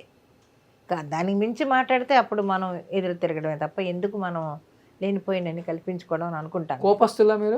వస్తుంది, మనిషిని కదా, కోపం రాకుండా ఎలా ఉంటుంది? మనం చూస్తే అలా అనిపించట్లేదే? అనిపించదు, అది వచ్చిందంటే తారస్థాయికి వెళ్తుంది. అంటే మీ టైంలో పెద్ద యాక్టర్స్ని ఒకలాగా చూడటం, చిన్న యాక్టర్స్ని ఒకలాగా చూడటం, అంటే హాస్పిటాలిటీ కూడా, అంటే వాళ్ళకేమో ఒక ఫుడ్, మనకు ఒక ఫుడ్, పంచభక్ష పర్వాణాలు పెడతారు అక్కడ. మన దగ్గరకు వచ్చేసరికి వేరేలాగా ఉంటుంది, అది మీకు తెలుసు కూడా. అడిగితే మనకి రివర్స్ కూడా సమాధానం చెప్తారు. మేనేజర్ అంటే ఫుడ్ వడ్డించే బాయ్ కూడా ఇదేనమ్మా పెట్టేది మీకు అనే మాట కూడా అంటారు. ఇవి చాలా చూసుంటారు కదా మీరు. అప్పుడు రోజుల్లో ఆర్టిస్టులు అందరూ కూడా వాళ్ళ క్యారియర్లు వాళ్ళు తెచ్చుకునేవాళ్ళు. సావిత్రి గారి దగ్గర నుంచి, నాగేశ్వరరావు గారి దగ్గర నుంచి, రామారావు గారు, మొత్తం అందరూ వాళ్ళ క్యారియర్లు వాళ్ళు తెచ్చుకొని వాళ్ళందరూ ఒక చోట కూర్చొని భోంచేసేవాళ్ళు. మిగతా అందరూ కూర్చున్న చోట మేము భోంచేస్తాం. ఎప్పుడు ఆ మాటలు. పెద్ద యాక్టర్స్ తో కూర్చోరా మీరు? నేను కూర్చోను. ఎందుకు? ఏమో నాకు. మీరు కూడా పెద్ద యాక్టర్ కదా. నేను వెళ్ళను, వాళ్ళు పర్సనల్గా తెచ్చుకొని నేను వెళ్ళను. అసలు వాళ్ళు పిలిచినా కూడా నేను వెళ్ళను. అసలు ముందు వాళ్ళకి కనపడను. భోజనం టైంలో, భోజనాలు అలా కూర్చున్న టైంలో నేను వాళ్ళకి కంటపడను. ఇంత స్ట్రిక్ట్ రూల్ ఏంటమ్మా? ఏమో నాకు ఎందుకో ఇష్టం ఉండదు. వాళ్ళు ఏదో మాట్లాడుకుంటారు, జోకులు వేసుకుంటారు, ఎందుకు మనం అక్కడ అనేది నేను వెళ్ళను. నేను అమ్మో ఏమో చాలా తలపొగురు అనుకుంటారు కదా. అనుకోవడం అనుకున్న కూడా ఉంటారు కదా. ఏమో మరి అనుకున్నారేమో నాకు తెలియదు, కానీ ఎక్కువ మాట్లాడిన ఎవరితోటి. ఎక్కువ బుక్స్ చదువుకునేదాన్ని, కూర్చొని ఏదైనా పుస్తకాలు చదువుకుంటూ కూర్చునేదాన్ని, ఎవరన్నా పలకరిస్తే పలికేదాన్ని, అంతవరకే తప్ప ఎక్కువ వాళ్ళతోటి వెళ్ళి భోజనాలు చేయడం, వాళ్ళతో జోకులు వేయడం అవన్నీ చేయను నేను. జానకమ్మ, అంటే ఆ తరం నుంచి ఈ తరం వరకు సినిమా అనేది ఒకటి బతికున్నంత కాలం మర్చిపోలేని మహానటి సావిత్రమ్మ. మహానటి ఒక సినిమా తీస్తే ఈ తరం అంటే ఇప్పుడున్న యంగ్ జనరేషన్ కూడా అసలు ఆమె ఎలా బతికారు, ఎలాంటి సినిమాలు తీశారు, ఆమె రియల్ లైఫ్ స్టైల్ ఎలా ఉంటుందో కనుక్కోవడానికి, చూడటానికి మాత్రమే వెళ్ళారు. అంటే ఆమె సినిమా జీవితం గురించి ఎవరికి అక్కర్లేదు, ఎందుకంటే ఆమె గురించి మనం గొప్ప గొప్ప చరిత్ర విన్నాం. ఆమె దానాలు ఒంటి మీద ఉన్నాయి కూడా ఇచ్చేస్తుంటారంట. ఎవరు అడిగినా అంటే చీరలు కూడా తాకట్టు పెట్టి ఆమె దానాలు చేస్తుంటారంట. అంటే ఇవన్నీ విని విని విని విని అసలు ఆమె సినిమా జీవితం ఎలా ఉంటుందో చూద్దామని వెళ్ళిపోయారు ప్రస్థానం. మీరు ఆమెని రియల్ లైఫ్లో చూశారు, రియల్ లైఫ్లో చూశారు, మళ్ళీ రియల్ లైఫ్లో ఆమె చరిత్రను కూడా చూశారు. ఏం చెప్తారు సావిత్రమ్మ జీవితం గురించి మీరు? నేను ఆవిడతోటి ఎక్కువ క్లోజ్గా చేశాను, సినిమాలు ఆవిడతో చేశాను. ఆవిడ ఒక మదర్ చేశారు, నేను ఒక మదర్ చేశాను. తర్వాత ఆవిడ హీరోయిన్ చేసేటప్పుడు చిన్న చిన్న వేషాలు ఆవిడ పక్కన వేశాను. కానీ ఎప్పుడు అదే చెప్తున్నాను కదా, ఎంతలో ఉండాలో అంతలోనే ఉండేదాన్ని తప్ప ఎక్కువ క్లోజ్గా వెళ్ళేదాన్ని కాదు. కానీ ఆమెకి ఇష్టం కదా తెలుగు వాళ్ళన్నా, తెలుగు యాక్టర్స్ అన్నా, మన వాళ్ళన్నా. వాళ్ళ ద్వారాని ఎలా ఉండేదంటే వాళ్ళు ఎంతసేపు హీరోలు వాళ్ళు వీళ్ళు కలిసి మాట్లాడుకోవడం తప్ప మనలాంటి వాళ్ళని పలకరించి హలో అంటే హలో అంతవరకే. నేను ఎక్కువ అంత కలగ చేసుకునేదాన్ని కాదు. కానీ ఆవిడ నాకు తెలిసి ఒంటి మీద గోల్డ్ ఈల్డ్ అంతా పాపం అప్పట్లో ఆర్టిస్టులు అందరూ బంగారం వేసుకొని వచ్చేవాళ్ళు, రియల్ బంగారం సెట్కి. ఈ మేకప్ అది తీసేటప్పుడు మామూలుగా అలవాటు చెప్పుని తీసేస్తారు కదా, గాజులు గీజులు అలా తీసి అలా ఎన్ని పారేసుకుందో. గాజులని, మెళ్ళ నెక్లెస్లని, ఇంతంత హారాలు వేసుకొని వచ్చారు. అప్పట్లో చవకే కదా ఎక్కువ గోల్డ్ అంతా. అలాగా వేసుకొని వచ్చినప్పుడు చాలా గోల్డ్ పోయేది ఆవిడకి. అలాగా ఆవిడతో ఉండేవాళ్ళే చాలామంది తీసేసుకున్నారు అని కూడా విన్నాం, కథలో విన్నాం తప్ప చూసింది లేదు. ఆవిడ ఇంట్లో ఉండేవాళ్ళే దొంగతనాలు చేశారు, ఆవిడ ఇదంతా తీసేసుకున్నారు అని. వ్యక్తిగతంగా ఎలా ఉంటారు? అసలు బాగుంటారు, సెట్లో అంతా కలిసి ఉంటారు, నవ్వుతూ ఉంటారు, అందరితోటి జోకులు వేసుకుంటూ సరదాగానే ఉంటారు ఆవిడ. నిజంగా మరి అంత తాగుడుకు బానిసయ్యారా సినిమాల్లో చూపించినట్టు? ఏమో మరి అయ్యి ఉండొచ్చు, మనకు తెలియదు. అదే చెప్తున్నాను కదా, ఆవిడ పర్సనల్ లైఫ్ విన్నాను తప్ప ఎప్పుడు ఆవిడని నేను డ్రంకర్గా నేను చూడలేదు. మరి ఇంట్లో తాగి ఉండేవారేమో తెలీదు, కానీ సెట్లో ఆవిడ తాగడం నేను ఎప్పుడు చూడలేదు. ఈవిడ కొంచెం దొరికిపోతారు, కేఆర్ విజయ్ గారు కొంచెం దొరికిపోయేవారు కాస్త మాటల్లో తేటల్లో. ఇక్కడ సెట్లోకి వచ్చిన తర్వాత వస్తారా? వస్తారేమో అనుకుంటా, కొంచెం దొరికిపోయేవారు. కానీ ఈవిడ అసలు ఎప్పుడు అలా కనపడలేదు. ఆ స్టేజ్కి వచ్చే వరకు ఆవిడ చేయలేదు అనుకుంటున్నాను నేను, సావిత్రి గారు అంత. ఎందుకంటే వీళ్ళెవరు ఊరుకోరు కదా, ఇప్పుడు నాగేశ్వరరావు గారు, రామారావు గారు వీళ్ళెవరు ఊరుకోరు కదా. ఎప్పుడు అలాగా ఆ స్టేజ్లో ఆవిడ రాలేదు సెట్కి. చివరి రోజులు వెళ్ళి చూసి వచ్చారమ్మా మీరు? లేదండి, ఆమె చూడాలంటే కూడా చాలా బాధ అనిపించింది. ఇండస్ట్రీ నుంచి కూడా ఎవరు రాలేదని దాసరి గారు 2-3 సందర్భాల్లో ఆయన డబ్బులతోనే నేనే చేయించాను మొత్తం కార్యక్రమం కూడా ఆమెని అని చెప్పి కూడా అంటే అంత దీనస్థితికి వెళ్ళారా అమ్మ అనేది. అప్పటి రోజుల్లో ఆర్టిస్టులు ఎంత సంపాదించారో చనిపోయే టైంలో అంత హీనమైన స్థితికి వెళ్ళిపోయారండి చాలామంది ఆర్టిస్టులు. హీనమైన స్థితికి వెళ్ళిపోయి తినడానికి తిండి కూడా లేని పరిస్థితుల్లో చనిపోయిన వాళ్ళు ఉన్నారు. ఆవిడ దాసరి గిరిజ గారు నా కళ్ళతో నేను చూశాను. ఆవిడ గోల్డ్, ఆవిడ ఇల్లు, ఆవిడ కార్లు అవన్నీ ఆవిడ నేను ఒక సినిమాలో చేశాం. అలాంటప్పుడు చూసినప్పుడు ఆవిడ లాస్ట్లో ఆవిడ చనిపోయినప్పుడు డబ్బులు లేనప్పుడు మీరేమన్నా ఇవ్వండి అని అడగడం, అది నిజంగా ఎంత దారుణమైన విషయం అంటే ఎన్ని ఇళ్ళుండేయో ఆవిడకి ఆ తేనాంపేటలో ఆవిడకి. మరి అలా చాలామంది ఉన్నారు డబ్బులు లేకుండా, మగ ఆర్టిస్టులు కానీ లేడీ ఆర్టిస్టులు కానీ లాస్ట్కి వచ్చేటప్పటికి డబ్బులు లేకుండా అవస్థలు పడి చనిపోయిన వాళ్ళు చాలా మంది ఉన్నారు. ఇంకొకటి కుటుంబాన్ని కూడా నమ్మి ఎక్కువ ఆడవాళ్ళు కుటుంబం మీద డిపెండ్ అయ్యారు. అదే వాళ్ళు కేవలం సినిమాల్లో యాక్ట్ చేయడం మాత్రమే పాపం గోల్గా పెట్టుకున్నారు, కానీ వెనక ఏం జరుగుతుంది మర్చిపోయారు. అక్కలను, అన్నలను, బావలను నమ్మేసి ఇప్పుడంటే చాలా జాగ్రత్తగా ఉంటున్నారు. ఇప్పుడు చాలా జాగ్రత్త, ఇప్పుడు వచ్చే జనరేషన్ మాత్రం ముందు చాలా జాగ్రత్తగా ఉంటున్నారండి. అది మనం కంటికి కనిపిస్తూనే ఉంది. అన్నీ జాగ్రత్త పెట్టుకొని వాళ్ళు మనం బాగుండాలి అని అనుకునే వాళ్ళు జాగ్రత్త పడుతున్నారు అన్నిటిలోనూ. మీరు అవన్నీ చూశారు కదా, మీరు లాస్ట్ రోజుల్లో ఆర్థికంగా తినడానికి కూడా లేక చనిపోయిన గొప్ప గొప్ప నటులను చూశానని ఏం నేర్చుకున్నారు లైఫ్లో? గుణపాఠం లాంటిది ఏం అర్థమైంది మీకు? అసలు నాకు అర్థమైంది ఏంటంటే ఉన్న దాంట్లో మనం జాగ్రత్తగా ఉండాలి. ఇప్పుడు మనం దానం చేయొచ్చు, ఎవరికైనా ఇవ్వచ్చు, కానీ ఎంతవరకు అవసరం అంతవరకు ఇచ్చి మన వరకు మనం చూసుకోవాలంటాను నేను. అవును, లేకపోతే మనకి ఎవరు మనం చేయి జాపి ఇంకొకరిని అడుగునే పరిస్థితి మనం తెచ్చుకోకూడదు కదా. అది మిమ్మల్ని కాపాడుతుంది, మిమ్మల్ని నమ్ముకున్నాం, మీ వెనకున్న వాళ్ళని కాపాడుతుంది రేపు రోజు. ఏ బాధ ఉండదు ఎవరికి. గ్రేట్ అమ్మ, అది గ్రేట్. అది అది బట్ ఏం చదువుకున్నారు మీరు అసలుకి? 7వ తరగతి. 7వ తరగతి చదువుకొని జీవితం అనే ఇన్ని పాఠాలు లౌక్యం నేర్చుకున్నారు అంతే. అంతే. లౌక్యం కాదు, బతకడం ఎలాగనేది నేర్చుకున్నాను అంతవరకే. స్టేజ్ మీద స్క్రీన్ మీద నటించడం తప్ప జీవితంలో నటించలేను నేను. నటించడం తెలియదు. ఉన్నదేదో ఫ్రాంక్గా చెప్పేస్తాను, వాళ్ళు ఏమంటే అనుకోని అనుకుంటే అప్పుడు అనుకొని వదిలేస్తారు కదా అంతే. లేకపోతే జీవితాంతం అలాగే ఇంకొకళ్ళ గురించి చెడుగా అనుకోను నేను. ఎవరైనా ఏదైనా చెప్పాలని నా దగ్గరికి వచ్చినా కూడా వదిలేండి మనకెందుకండి అంట. నేను విన్న కూడా విన్నాను నేను కొన్ని మాటలు అయితే. బట్ 7వ తరగతి చదువుకున్నారు, 1000కి పైగా సినిమాలు తీశారు. వచ్చిన డబ్బుని ఎట్లా రొటేషన్ చేయాలి, చెన్నైలో గ్రౌండ్స్ అప్పుడు చాలా తక్కువ రేటు ఉంటాయి, ఎక్కడ ఇన్వెస్ట్ చేయాలి, ఏంటి మంచి చెడు ఇవన్నీ వెనకుండి నడిపించే గాడ్ ఫాదర్ అంటే ఎవరు మీకు? ఎవరు లేరు. మేమే, నాకు ఎవరు లేరు. అంటే ఆ రోజుల్లో నాకు చెప్పాను కదా, నేను తిని నలుగురికి పెట్టగలిగే శక్తి నాకు దేవుడు ఇస్తే చాలు అని అనుకుంటాను. ఈరోజు కూడా అదే అనుకుంటాను నేను. ఇప్పుడు నా వెనకాల మా అత్తగారు కానీ మా వాళ్ళ మరుదులు కానీ వాళ్ళు కానీ ఎవరున్నా కూడా వాళ్ళందరికీ హెల్ప్ చేసేదాన్ని. మా తమ్ముడి పిల్లల్ని హెల్ప్ చేశాను, మా చెల్లెల పిల్లలకి హెల్ప్ చేశాను. అలాగే అందరికీ హెల్ప్ చేసి నాకంటూ ఏది ఆఖరి నా చివరికి వచ్చేటప్పటికి నా పిల్లలకంటూ ఏది పెద్దగా నేను మిగల్చలేదు నా పిల్లలకి. ఎంతోమంది ఆర్టిస్టులు సినిమాల్లో ఏదో చేసేద్దామని వచ్చి పాపం ఖర్చులకి తినడానికి లేక పార్కులలో పడుకున్న ఆర్టిస్టులను ఎంతోమందిని చూసుంటారు. అవునండి. ఎంతోమందికి కూడా బాగా సపోర్ట్ చేశారు, అన్నం పెట్టారు, షెల్టర్ ఇచ్చారని మేము వింటాం. ఇప్పుడు ఆ గ్రాటిట్యూడ్ మా జానకమ్మ మమ్మల్ని ఒకనొక టైంలో దగ్గరికి తీసింది అనేది ఉందే వాళ్ళకి? ఉంటుంది, ఎందుకుండదు. ఉన్నారు ఇక్కడ ఉండొచ్చు, మనసులో ఉండొచ్చు. బట్ ఇంతమంది మీ దగ్గరికి వచ్చి మీరు షెల్టర్ ఇచ్చిన వాళ్ళు, మీరెందుకు ఒకనొక టైంలో మన యాక్టర్ చంద్రమోహన్ గారి ఇంట్లో అద్దెకు ఉండాల్సి వచ్చింది? అసలుకి సొంత ఇల్లు లేదు నాకు అప్పుడంతా అద్దె ఇంట్లోనే ఉండేదాన్ని నేను. అద్దె ఇల్లు వాళ్ళ ఇల్లు ఖాళీగా ఉంటే లక్ష్మీ కాలనీలో ఆ ఇంట్లో అద్దెకున్నాను నేను. ఎంత అద్దె అప్పుడెంత 350 ఎంతో. ఆ ఇంట్లో ఉండగానే నేను స్థలం కొనుక్కొని ఇల్లు కట్టుకొని విరుగుంబాకం వెళ్ళిపోయాం. ఆయన లక్కీ హ్యాండ్ అంటలే అసలుకి. శోభన్ బాబు గారు కూడా ఏది కొన్నా కానీ ఫస్ట్ ఆయన చేత్తో డబ్బులు తీసుకున్న తర్వాతే కొంటారంట. నిజమండి. ఆయన బోళాగా మాట్లాడతారు తప్ప ఆయనలో క్రిటిసిజం లేదు. క్రిటిస్ చేయడం ఒకళ్ళని అది లేదు. ఓపెన్గా మాట్లాడతాడు ఆయన. అదొకటి నచ్చుద్ది నాకు. ఇంకొకళ్ళు రాజకీయాలు ఎక్కువ చేయడం, ఒకళ్ళ మీద ఒకళ్ళు చెప్పడం అలాంటివి లేవు ఆయనకి. దడదడనే మాట్లాడతాడు అంతవరకే తప్ప ఆయన. నాకు నచ్చిన వ్యక్తి ఎవరంటే చంద్రమోహన్ గారు. ఓపెన్గా మాట్లాడతారు. ఆయన మనసులో కల్మషాలు ఉండవు, ఏమీ ఉండవు. శోభన్ బాబు గారి గురించి ఏం చెప్తారమ్మా?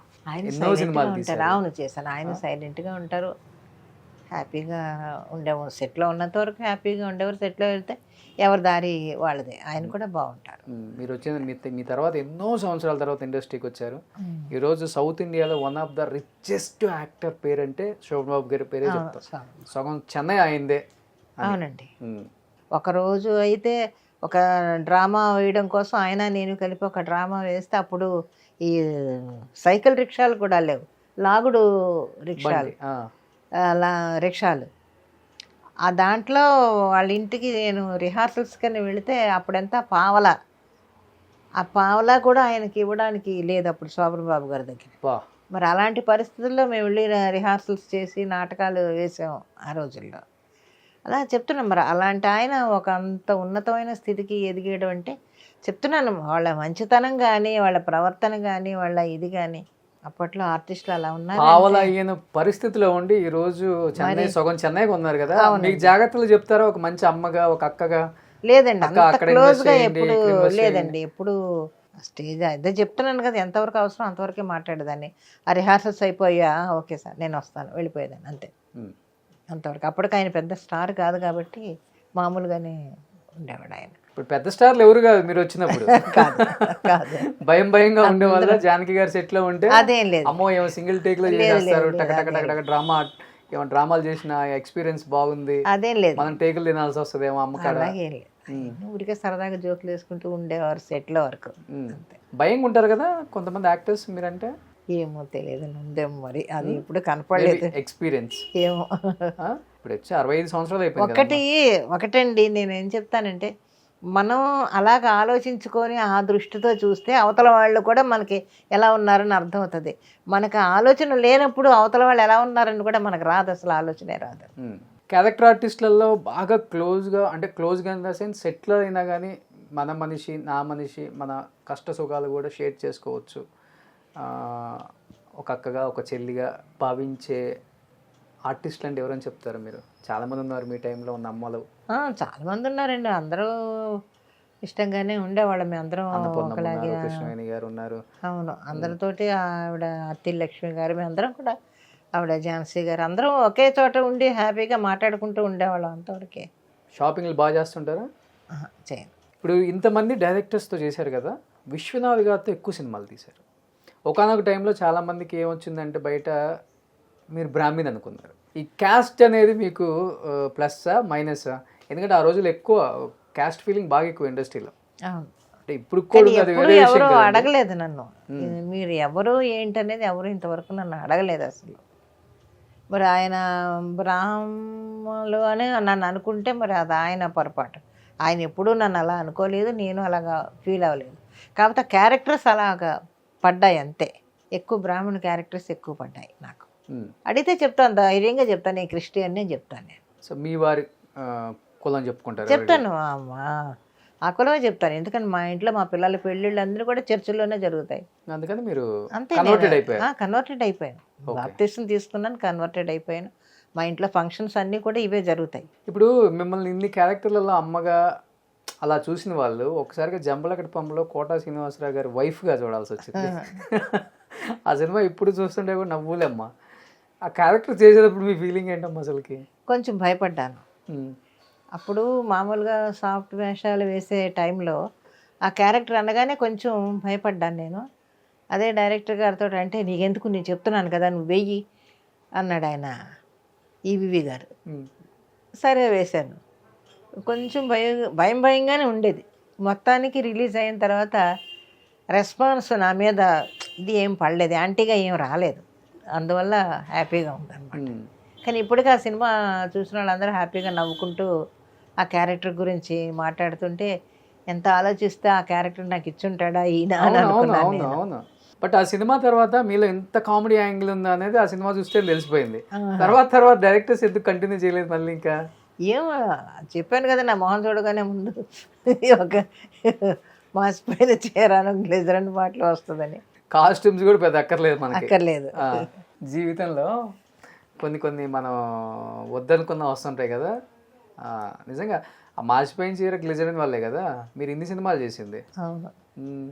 ఇంకా ఇట్లాంటి చీరలు కట్టుకున్న సినిమాలు అయితే రోజుకు ఒక ఆర్టిస్ట్ వస్తారు. అవును.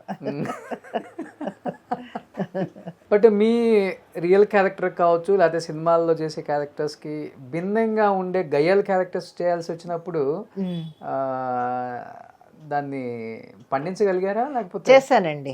రామాయణంలో పిడకల వేట రాజేచంద్ర గారి డైరెక్షన్లో మన వీళ్ళది మురళీమోహన్ గారిది. అందులో గయ్యాళి క్యారెక్టర్ గయ్యాళి అత్త. అదే సినిమా కన్నడలో చేశాను. కన్నడలో ఎక్కువ గయ్యాళి క్యారెక్టర్స్ చేశాను. నేను కన్నడలో ఎక్కువ గయ్యాళి క్యారెక్టర్సే చేశాను నేను. తెలుగులో అది ఒకటి గయ్యాళి క్యారెక్టర్. ఒక్కొక్క ఇండస్ట్రీలో ఒక్కొక్క షేడ్ చూపించారు. అవును, అది చాలా గయ్యాళి క్యారెక్టర్. మరి అదే తమిళ్లో కొంచెం కామెడీ మిక్స్ అయిన క్యారెక్టర్స్ ఎక్కువ. తెలుగులో ఇప్పుడు ఏం చేస్తున్నారు? తెలుగులో శతమానం భవతి, జగదాత్రి, గుండె నిండా గుడి గంటలు. రెస్ట్ తీసుకోవాలనిపించట్లేదా? లేదు, నాకు ఖాళీగా ఉంటేనే రెస్ట్. అది రెస్ట్గా ఉండను నేను. ఖాళీగా కూర్చున్నానంటే నాకు చేతులు కాళ్ళు ఆడవు. అయ్యో ఏది పని చేయట్లేదు, ఏం పని చేయట్లేదు అనిపిస్తుంది. జనకి ఇంత బిజీగా ఉన్న ఒక యాక్ట్రెస్ ఒక్కసారిగా డబ్బింగ్, నాకు తెలిసినంత వరకు అప్పుల్లో డబ్బింగ్ చెప్పిన యాక్టర్స్ ఎవరు లేరు. మీరు ఒకరు చెప్పారు, తర్వాత రోజారామణి గారు ఒకరు చెప్పారు, అంతే, ఇంకా పెద్దగా లేరు కూడా. అసలు ఈ కోణం మీలో ఎవరు చూసింది? ఈ వాయిస్ ఇలాంటి వాళ్ళకి సెట్ అవుతుంది? ఎందుకంటే ఎంతమందికి చెప్పారు మీరు? శ్రీప్రియ గారికి, జ్యోతిలక్ష్మి గారికి, జయమాలి గారికి, పద్మిని గారికి, పద్మప్రియ గారికి. శ్రీశ్రీ గారు ఒక సినిమా డబ్ చేస్తున్నారు, జయలలితను రవిచంద్ర అనుకుంటా ఆ సినిమా. శ్రీశ్రీ గారు రాస్తున్నారు. ఆయన ఒక క్యారెక్టర్ సచ్చు గారికి చెప్పించారు ఫస్ట్ నాతోటి. ఇంకా అక్కడి నుంచి అలాగా కంటిన్యూ అయిపోయింది. ఎక్కువ వ్యాంప్ క్యారెక్టర్లు చేసేవాళ్ళకి చెప్పారు కదా. అవును, ఎక్కువ వ్యాంపు. తర్వాత మదర్స్, ఏవిఎం రాజన్ గారి వైఫ్ ఉంది కదా, ఆవిడకి ఎక్కువ చెప్పాను. మన మురారిలో ఆవిడకి లక్ష్మి గారు, లక్ష్మి కాదు, బామ్మ, ఓ మురారి గారు బామ్మ, ఆవిడకి. తర్వాత మీరే చెప్పారా? అవును, నేనే చెప్పాను ఆ సినిమాకి. ఓకే. అలాగే సీతారామయ్య గారి మనవరాల దగ్గర నుంచి రోహిణి హట్టంగడి గారికి ఈరోజు మొన్న 2 రోజుల క్రితం కూడా ఒక సినిమా చెప్పాను రోహిణి హట్టంగడికి, ఆవిడకి నేనే చెప్తున్నాను. కానీ ఇప్పుడు వీళ్ళందరికీ చెప్పడం వేరే, ఈ జ్యోతిలక్ష్మి గారికి జయమాలిని గారికి చెప్పేటప్పుడు ఇలా తిప్పాలి వాయిస్. అవునండి, అది కొంచెం వ్యాంప్ క్యారెక్టర్స్ కష్టం. మీకు అది ఆ తేడా ఆ వాయిస్లో మీకు ఆ గమ్మత్తు కావాలంటే ఒక చిన్న బిట్ అది మీరు వినండి ఎప్పుడైనా మీకు వీలైనప్పుడు. రమయ్య వస్తావయ్యలో రోహిణి హట్టంగడి వేసింది. ఈ జూనియర్ ఎన్టీఆర్ వెళ్ళినప్పుడు ఒక సీన్లో మాట్లాడుతుంది అన్నమాట. అలాగా మార్చి చెప్పడంలో డబ్బింగ్ ఆర్టిస్ట్ యొక్క ఇది తెలిసిపోద్ది. అదేంటిది రోహిణి హట్టంగడికి ఆ సినిమాలో సీతమ్మ వాకిట్లో సిరిమల్ల చెట్టు చూడండి, ఎంత మంచి పేరు ఆవిడ మాట్లాడిన ఇది. చాలా బాగుంటుంది. అది మీరే చెప్పారా? నేనే మొత్తం ఆవిడ సినిమాలన్నీ నేనే చెప్పాను. ఎప్పుడు సీతారామయ్య గారి మనవరాల దగ్గర నుంచి. నిన్న 2 రోజులు 3 రోజుల క్రితం ఒక సినిమా చెప్పాను, ఆయన అక్కినేని కుటుంబరావు గారి సినిమా ఒకటి. ఆ సినిమాలో కూడా ఆవిడ చాలా పెద్ద వేషం వేశారు. అప్పుడు నేనే చెప్పాను, సినిమాలన్నీ నేనే చెప్పాను ఆవిడకి. ఒక షూటింగ్లోనూ లేకపోతే ఒక ఫంక్షన్లోనూ తింటున్న అన్నం ప్లేట్ని ఒక పెద్ద హీరోయిన్ కాలుతో తన్నారు. జానకి గారు తింటున్న ప్లేట్ని. ఎందుకనమ్మా అది? హీరోయిన్ కాదు, ఒక ఆర్టిస్ట్, క్యారెక్టర్ ఆర్టిస్ట్. ఎవరైనా నేను అంటే అప్పట్లో సింగిల్గా ఒక్కొక్కరికి ఒక రూమ్ ఇచ్చేవాళ్ళు కాదు, 2-3 కలిపి ఒక రూమ్ ఇచ్చేవాళ్ళు కదా ఆ రోజుల్లో. అలాగే ఇచ్చినప్పుడు ఆవిడేమో ప్యాకాడడానికో లేకపోతే మందు కొట్టడానికో పక్క రూమ్కి ఎక్కడికో వెళ్ళిపోతే మరి రూమ్లో నేను ఒక్కదాన్ని ఉన్నాను. ఆవిడ అసిస్టెంట్ ఒక ఆవిడ ఉంది. అమ్మ నాకు ఆకలి వేస్తుంది, నేను అన్నం తినేస్తున్నానని చెప్పేసి నేను పెట్టుకుని అంత తినేసి మిగతా క్యారియర్ అలా సర్దేసి అక్కడ పెట్టేసి నేను వచ్చి పడుకున్నాను. ఎవడో వచ్చారండి, ఎప్పుడో వచ్చి చూసా, ఏంటి ఈవిడ తినేసిందా అని ఇలా చూసి, ఏంటంటే వీళ్ళు తినేసిన అన్నం నేను తినాలని కాలుతో తన్నిందంట అన్నాన్ని. మొత్తం రూమ్ అంతా క్యారియర్ అంతా చల్లా చెదిరి అయిపోయి. ఉన్నారా ఇప్పుడు? ఉన్నారు, ఇండస్ట్రీలో ఉన్నారు. తెలుగు ఏం పేరు చెప్పను, సారీ. ఆ ఒక్కటే అడగండి. ఇప్పటికి ఎంతమంది అడిగారో, చాలా మంది అడిగారు. పోన్లే, చూసాము తెలుస్తుంది కదా. బట్ ఏమనలేదు మీరు? నేనేమనలే, అస్సలు మాట్లాడు. నాకు సంబంధం లేనట్టుగానే ఉన్నాను. నాకేం సంబంధం?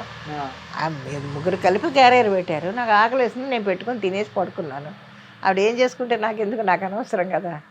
లేచి నువ్వు ఎందుకు తన్ని, అది ఆవిడ సంబంధించింది, ఆవిడ ఫుడ్ ఉండదు, నాకే నేను తినేసి పడుకున్నాను. నేను ఎందుకు అడగాలి ఆవిడని? ఎలా ఉండాలి ఇండస్ట్రీలో మిమ్మల్ని చూసే నేర్చుకోవాలి. ఎలా ఉండకూడదు అంటే చాలా మంది ఉన్నారు, ఎగ్జాంపుల్ ఫాలో అయ్యి ఉంటారులే చాలా మంది. మిమ్మల్ని కొంత ఇన్స్పిరేషన్గా తీసుకొని ఉంటారు.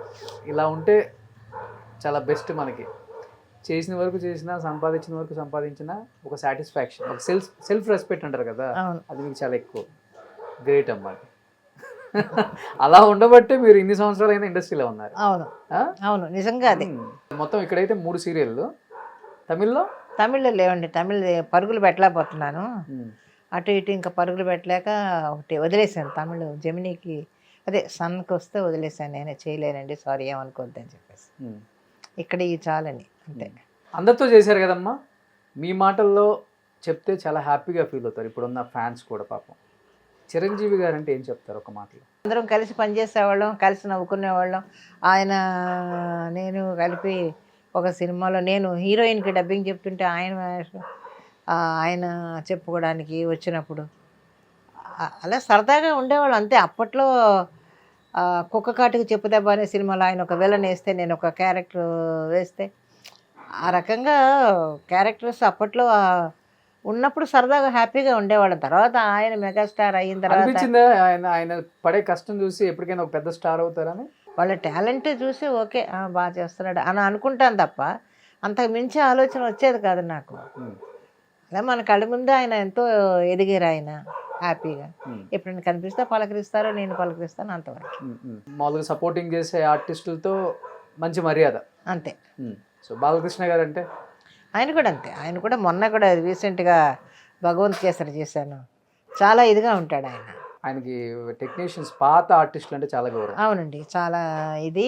అసలు ఆయన మెమరీ తలుచుకుంటే ఇప్పటికీ నాకు ఒళ్ళు గగురు పొడుస్తుంది. అంత మెమరీ ఉంది ఆయనకి. ఎప్పుడెప్పుడు వాళ్ళ నాన్నగారి డైలాగులు అనర్గళంగా ఆయన ఇప్పటికీ చెప్తున్నారు అంటే, ఇప్పుడు ఉండే ఆర్టిస్టులు ఒక లైన్ ఇప్పుడు చెప్పిందే నెక్స్ట్ ఏంటని అడిగితే ఏమో మాకు తెలియదు, మళ్ళీ చెప్పండి ప్రాంప్టింగ్ ఇవ్వండి అని అడుగుతున్న ఈ రోజుల్లో ఎప్పుడూ డైలాగులు వాళ్ళ నాన్నగారు చెప్పినవి ఈరోజు ఆయన అంత అనర్గళంగా ఆయన మాట్లాడుతున్నాడంటే నిజంగా గ్రేట్ అండి. వాళ్ళంతా కారణ జన్ములు అంటాను నేను. నిజంగా అది ఆ టాలెంట్ అందరికీ రాదు. అది ఎన్నో పుణ్యాలు చేసుకొని ఎంతో ఇది చేసుకుంటేనే ఆ టాలెంట్ అనేది అందరికీ నిజంగా వస్తుంది. అది వాళ్ళందరూ కారణ జన్ములే అంటాను నేను. సో ఇప్పుడున్న యంగ్ జనరేషన్తో వర్క్ చేశారు కదా? లేదండి, ఎక్కువ చేయలేదు. నేను ఎవరితోటి చేయలేదు. ఏమో మరి ఏమో ఎందుకు మిస్ అయ్యారో మనం ఏం చెప్తాం చెప్పండి. ఎక్కువ ఏ హీరో అంటే ఇష్టం ఇప్పుడున్న జనరేషన్ లో? ఎన్టీఆర్, అల్లు అర్జున్? నాకు ఎందుకంటే ఇష్టము అంటే ఒక క్యారెక్టర్గా చూసుకుంటే నాకు అల్లు అర్జున్ ఎక్కువ ఇష్టపడతాను నేను ఆ అబ్బాయిని. ఎందుకని చెప్పండి, దానికి కారణం ఏంటంటే చెన్నైలో ఉండగా అతని సినిమా రిలీజ్ అయితే మా పిల్లలు నన్ను, మా మనవలు వాళ్ళిద్దరు ఉన్నారే, వాళ్ళిద్దరూ చెరో పక్క నిలబడి తీసుకొని వెళ్ళిపోయేవాళ్ళు సినిమాకి. సో అలాగా ఎక్కువ సినిమాలు ఆ అబ్బాయి సినిమాలు చూశాను నేను చెన్నైలో. అందువల్ల ఆ అబ్బాయి క్యారెక్టర్ కొంచెం డిఫరెంట్ క్యారెక్టర్స్ ఉంటాయి కాబట్టి ఎక్కువ ఇష్టం. ఈ కొంచెం నాకు మన వెంకటేష్ గారును నాగార్జున గారు అంటే కొంచెం ఇష్టపడతాను. వాళ్ళ సినిమాలు వాళ్ళతో వర్క్ చేశారు కదా? చేశాను. వాళ్ళ సినిమాలు ఎక్కువ ఇష్టపడతాను. ఇప్పుడు కూడా ఏదైనా అవసరం అయితే మీరు సంచి చేసుకొని పోతారంట? అవును, నేను వెళ్ళిపోతాను. ఎవరన్నా పలకరిస్తా అవునండి అంట, ఓ సెల్ఫీ అంటారు, ఈ రోడ్డు కదండి వద్దులేండి అంటారు, సరేనమ్మా అంటారు. ఈ సమాజం రెండు విధాలుగా కూడా ఆలోచిస్తుంది. ఒకటి మనం అలా వెళ్తే ఏం పని అంత అయిపోయింది అనుకుంటలే అనేది ఒకటి ఉంటుంది. కొంతమంది ఏమో చూడు ఎంత ఉందా కానీ చూడు ఎంత సింపుల్ గా ఉన్నారు జానకి గారు అని కొంతమంది అనుకుంటారు. మాకు చెన్నైలో என்னம்மா நீங்க வந்துட்டீங்க, మిమ్మల్ని అందరినీ చూడాలని అప్పుడప్పుడు అలా వస్తుంటాను ఏదాన్ని నేను. సో ఏది కావాలన్నా మీరే అంతే హెల్తీగా. అంతే. ఏం ఫుడ్ తింటారు మీరు? దాదాపు 75-80 దగ్గర. నేను మామూలుగా రైసే తింటాను, brown rice. Vegetarian, pure vegetarian. Non veg తినరా? మానేశాను. రీజన్ ఉందా? రీజన్ ఉంది. అసలు ఫస్ట్ రీజన్ ఒకటి ఉంది. కన్నడ సినిమాకి వెళ్ళాను. ఆ అమ్మాయి 2 జళ్ల సీత మహాలక్ష్మి హీరోయిన్. ఆ కన్నడ సినిమాలో అనంతనాగ్ గారు హీరో. కన్నడ మైసూర్లో షూటింగ్ 15 రోజులు 20 రోజులు షెడ్యూల్. నేనుండే హోటల్లో నాన్ వెజ్ లేదు. అప్పుడు విపరీతంగా నాన్ వెజ్ తినేదాన్ని నేను. అలాంటప్పుడు ఒకరోజు 6 రోజులు అయిపోయింది, నాకు నాన్ వెజ్ తినాలనిపించి మేనేజర్ని పిలిచి అడిగాను, నాకు ఈరోజు నాన్ వెజ్ కావాలి అంటే వాడు చాలా కూల్గా, లేదమ్మా హీరోకి హీరోయిన్కి డైరెక్టర్కి ప్రొడ్యూసర్ పెట్టమన్నారు, మిగతా వాళ్ళు ఎవరికి వద్దన్నారు అని కూల్గా చెప్పేసి వెళ్ళిపోయాడు. రెండో రోజు ఈ అమ్మాయి మహాలక్ష్మి, ఆంటీ ఇవాళ మనం చికెన్ తిందామా అంది. చాలా మామూలుగా తిందామన్నాను నేను కూడా. నా ఎదురుగుంటేనే అదే మేనేజర్ని పిలిచి చికెన్ కొంచెం ఎక్కువ తీసుకురా, నేను మా ఆంటీ తింటామంది. సరేనమ్మా అని చేతులు కట్టుకుంటూ వెళ్ళిపోయాడు వాడు. అలా వెళ్ళిపోయాడు. ఈ అమ్మాయి సెట్లోకి వెళ్ళింది. నేను ఒకదాన్ని కూర్చున్న తర్వాత కాసేపటికి నాకు ఆలోచన వచ్చింది. అంటే ఒక హీరోయిన్ చెప్తే ఒక మేనేజర్ పట్టుకొస్తే అది మనం తినాలి. ఈ అలవాటు ఉండడం వల్లే కదా మనం ఇంత ఇబ్బంది పడుతున్నాం. అది అలవాటు మానేస్తే ఏది ఉంటే తినేస్తాం కదా మనం. అప్పుడు వచ్చిందా నాకు ఆ థాట్. మానేస్తాను. ఇంకా ఆ రోజు తిన్నాను. నెక్స్ట్ నుంచి కట్. ఓన్లీ సెట్లలో తింటాం, ఇంట్లో తింటున్నా. ఇంట్లో కూడా మానేశాను. ఇంకా నాన్ వెజ్ తినకూడదు అనుకున్నాను అంతే. అలవాటు ఉండడం వల్లే కదా నాన్ వెజ్ అని మనసు పీకుతుంది. అది తినకపోతే ఇంకేం ఉండదు కదా మనకి, అది మానేశాను. అలాగా జరిగిన తర్వాత ఎప్పుడో ఇంట్లో కొంచెం ఎవరు లేరు, ఇంట్లో కూర వండుతూ ఉప్పు చూడాలనిపించేది కొంచెం తిన్నాను. అలా ఒక 2-3 రోజులు కొద్దిగా తిన్న తర్వాత ఈ లోపల ఏమైంది, మా చిన్నోడు ఎక్కడో వాడి ఆఫీసు ఎక్కడికో ఊరు చివరికి వెళ్ళిపోతే 25 మైళ్ళు మోపెడ్లో వెళ్ళాలి నైట్ డ్యూటీలకి.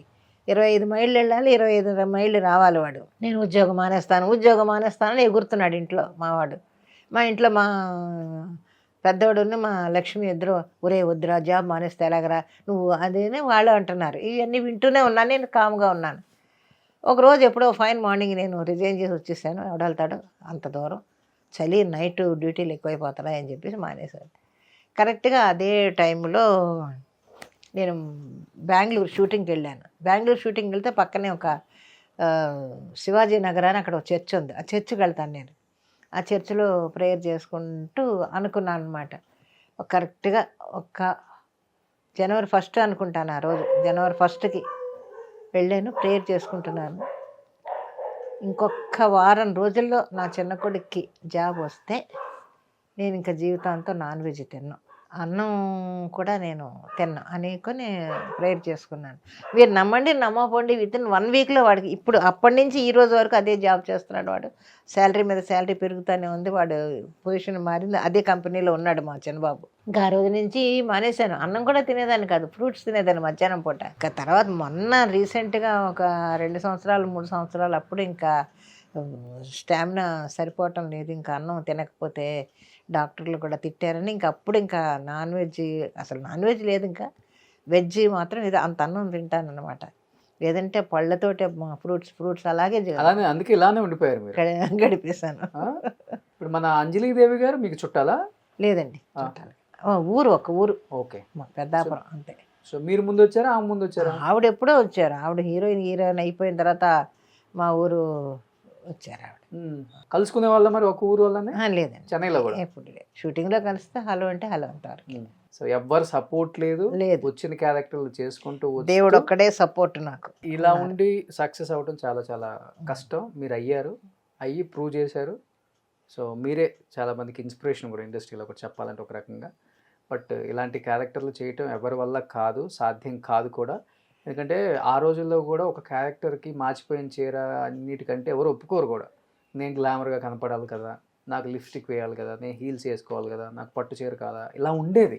బట్ అలాంటిది మీరు క్యారెక్టర్ ఇంపార్టెంట్, క్యారెక్టర్లో ఒదిగిపోవాలంటే ఈ కాస్ట్యూమే కావాలి, ఇలానే ఏడవాలి, అప్పుడే మనకి జనం దగ్గర నుంచి మెప్తే అనుకున్నారు, చేశారు, నమ్మారు, డైరెక్టర్స్ నమ్మారు. అంతే. డైరెక్టర్స్ గొప్పతనం ఇదంతా వాళ్ళు చెప్పిన దీనిగానే తయారయ్యేదాన్ని. ఈరోజు సీరియల్స్లో కూడా నా క్యారెక్టర్ ఎలా ఉంటుందో అలాగే తయారవుతాను తప్ప ఎక్స్ట్రాలు ఏం చేయను నేను. ఫస్ట్ డే ఏ గెటప్ వేసుకుంటానో చివరి వరకు నేను అలాగే ఉంటా. ఎక్కువ నగలు వేసుకోవడం, లేకపోతే ఆ నగలు అవసరం అనుకుంటే వేసుకుంటారు, లేకపోతే వేసుకోను. సో ఎనీ హ్యాపీ లైఫ్ అమ్మా? హ్యాపీగా ఉన్నానండి, నో రిగ్రెట్స్. హ్యాపీగా ఉన్నాను చాలు ఈ జీవితానికి. ఇష్టం లేని ఫీల్డ్కి వచ్చి అందరినీ మీ వైపు తిప్పుకొని ఇన్ని సినిమాలు చేయటమే కాకుండా ఇన్ని సినిమాల తర్వాత కూడా 65 సంవత్సరాల తర్వాత కూడా, అంటే మీరు ఇండస్ట్రీకి వచ్చి 65 సంవత్సరాలు ఇంకా మీరు లైమ్ లైట్లో ఉండి, ఇదిగో నేనంటూ ఒకదాన్ని ఉన్నాను, ఇంకా చేస్తున్నాను, నన్ను ఆశీర్వదించండి అని. గ్రేట్, అది గ్రేట్. దేవుడు ఇచ్చిన గొప్ప బ్లెస్సింగ్ అది. నిజంగా తక్కువ మందికి వస్తుంది, అరుదుగా వస్తుంది. ఇప్పటికి చాలా మంది ఆర్టిస్టులు మాకు వర్క్ లేదు, మాకు పని లేదు, పిచ్చి ఎక్కుతుందని ఇంటర్వ్యూలో చెప్పే వాళ్ళని చూసాము. దేవుడి దయ వల్ల ఇప్పటికి నేను పని చేస్తున్నానని చెప్పే వాళ్ళని చూసాము. అలా చూసిన వాళ్ళలో వేళ్ళ మీద ఉంటారు, దానిలో మీరు ఒకరు. నిజంగా గ్రేట్. డబ్బింగ్ జానకి గారు పేరులోనే డబ్బింగ్ని యాడ్ చేసుకొని ఇంటి పేరుగా మారిపోయి మీకంటూ ఒక సపరేట్ ట్రాక్ ఈరోజు. సో జానకి గారు అంటే చాలామంది ఉంటారు, కానీ డబ్బింగ్ జానకి గారు అంటే ఒక్కళ్ళే ఉంటారు. ఆ ఒక్కళ్ళు మీరై నిలబడి మీ కుటుంబాన్ని, మిమ్మల్ని మీరు నిలబెట్టుకునే విధానం, ఆ నిలబెట్టుకునే విధానంలో ఎన్నో కష్టాలు, అవన్నీ దాటుకుంటూ వచ్చిన ఈ సక్సెస్. గ్రేట్. ఇలానే ఉండండి, హెల్తీగా ఉండండి, సంతోషంగా ఉండండి, మంచి సినిమాలు చేయండి ఇంకా. అండ్ మంచిగా సీరియల్స్ చేస్తున్నారు. అండ్ నాకు తెలిసి ఈ వయసులో ఇలా సింగిల్గా ఉండి క్యారెక్టర్లు చేసే ఏ అమ్మని నేను చూడలేదు. ఫస్ట్ టైం మిమ్మల్ని చూడటం. నాకు ఫ్లైట్ వేయండి, నాకు హోటల్ వేయండి అనేవాళ్ళే, కానీ ప్రొడ్యూసర్ గురించి ఆలోచించి నా వల్ల 10 రూపాయలు తగ్గినా భారం తగ్గుతుంది కదా అని. మంచి క్వాలిటీస్ ఉన్నాయి అమ్మ, చాలా నేర్చుకోవచ్చు. ఇంటర్వ్యూ చూస్తే చాలా నేర్చుకోవచ్చు అమ్మ దగ్గర నుంచి. కష్టం విలువ తెలిసిన వాళ్ళు కాబట్టి ఎప్పుడు ఇలానే ఉంటారు. ఇలానే ఉండాలని మనస్ఫూర్తిగా కోరుకుంటున్నాను. Thank you so much Janaki అమ్మ.